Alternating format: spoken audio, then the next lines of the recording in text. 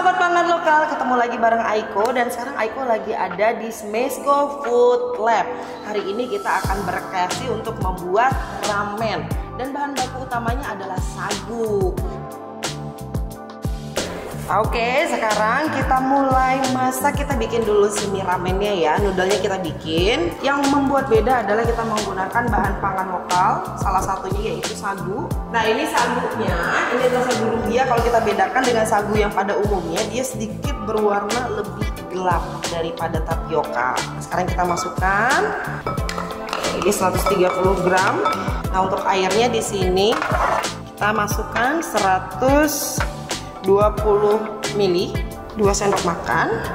Kita nyalakan, aduk. Nanti kita aduk sampai dia mengental. Nah, di stage ini kita bisa menambahkan flavor seperti garam.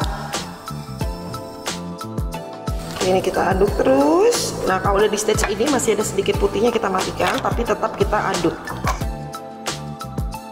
Nah, ini kita sambil aduk, jangan pakai tangan terlebih dahulu karena masih panas sekali. Saya akan menggunakan sarung tangan, akan saya bantu untuk mengaduknya karena lumayan panas ya. Ini karena kita baru angkat. Siap-siap dulu pakai sarung tangan. Aduk seperti ini. Nah, ini kan sudah kalis ya, kayak gini nih.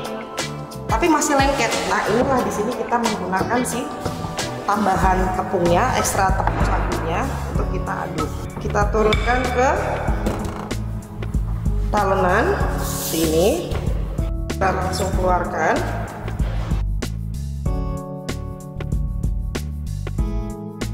Lalu kita akan potong. Oke, kita akan lanjut ke proses perebusannya, tapi saya akan panaskan dulu air. Di sini sudah saya siapkan.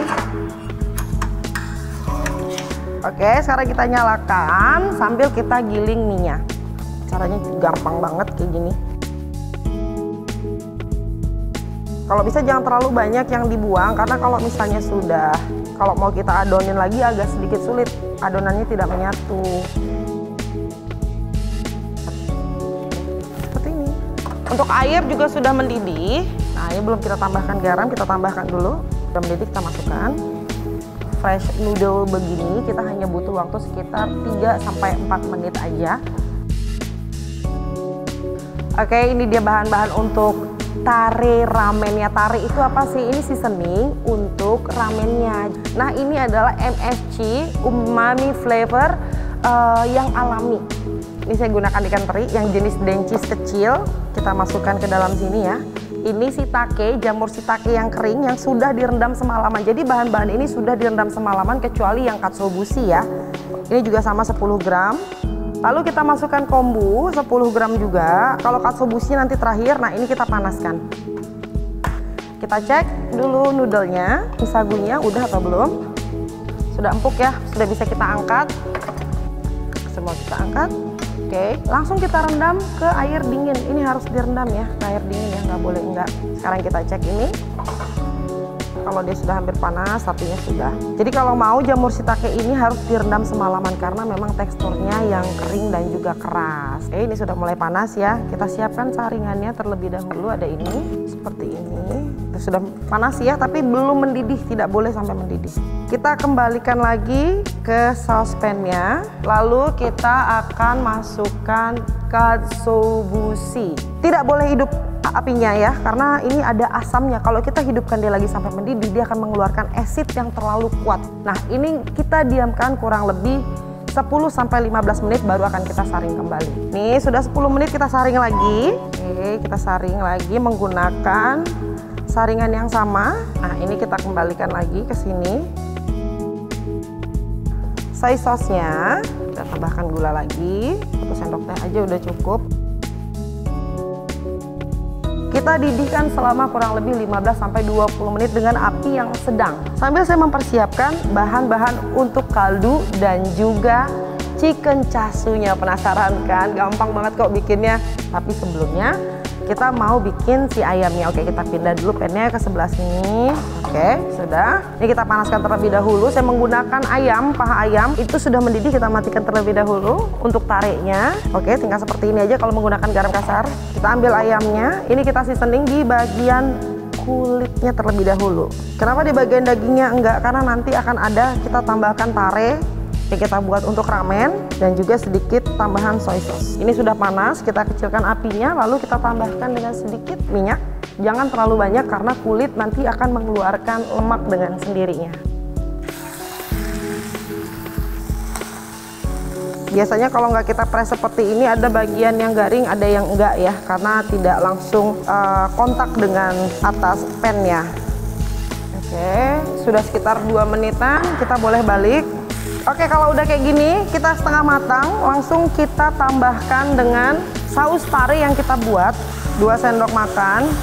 Soy sauce, ini kita matikan terlebih dahulu. Sekarang kita tinggal tambahkan air. Oke, ini kita pinggirkan, ini sudah jadi tarenya.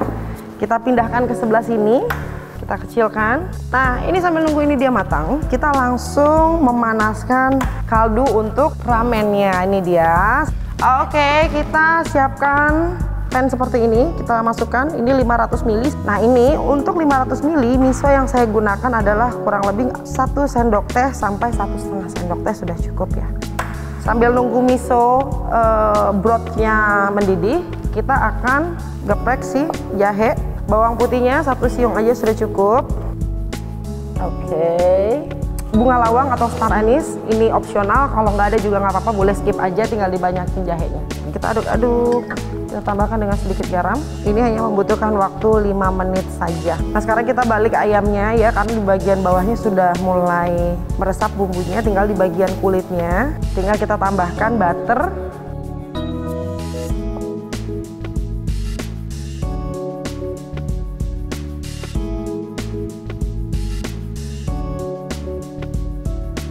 Sekarang kita hias telurnya karena sayang banget untuk dilewatkan karena telurnya cantik banget. Kita menggunakan red sorrel, ini kita susun kayak gini.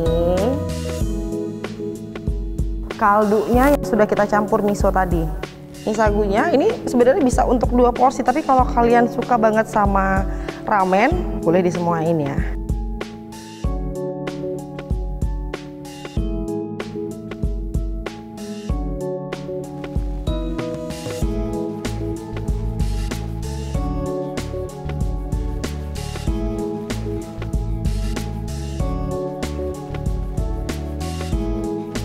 Oke teman-teman, ini dia ramennya udah jadi.